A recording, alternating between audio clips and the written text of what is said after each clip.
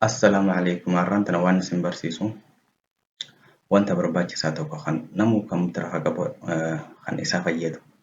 Fakkeenyaaf yoo ani isin jaa vaayirasiin isin jalaa seenuu danda'a, isin jalaa bahuu danda'a. Akkaataa kana hunda jalaa baraaruu dandeessan wanta barbaachisaa tokko isin barsiisa. Fakkeenyaaf as dhuftanii restore itti barreessitan jechuudha. Restore. Create restore point irra click godhuudhaan as jalatti maaltu jira create hayyuu kanarra dho'itan jechuudha. Kanaafuu create restore pointiin kun maal nu barbaachisaa kompiitara kun isin jalaa bahuu danda'a. Deebistanii akka guyyaa sanarratti store gootaniif isin barbaachisa jechuudha. Fakkeenyaaf vaayirasiin isin jalaa damage godhuu danda'a yookaan isin dura ulfaatuu danda'a. Tasa yoo waan kun isin qunname karaa kanaan jalaa baraaruu dandeessan jechuudha. Fakkeenyaaf taayitilii haa kennanuuf October 5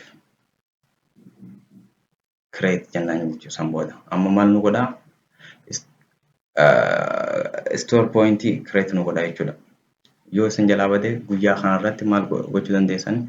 Restore gochuu dandeessan. Garuu waan tokko kan beekuu dandeessan halee dheengaddaa ta'an waan software adda addaa application adda addaa kan itti caantan arkachuu dandeessan jechuudha. Guyyaa sanarratti restore point gootan san qofa arkachuu dandeessan jechuudha.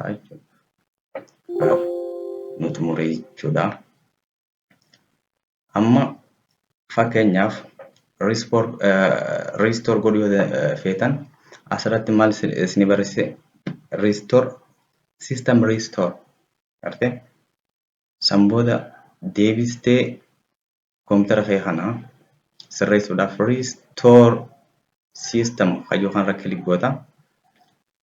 Next jechuudhaan guyyaa sii filata jechuudha. Amma October 5 reefuun tana nuti set goonisan jechuudha.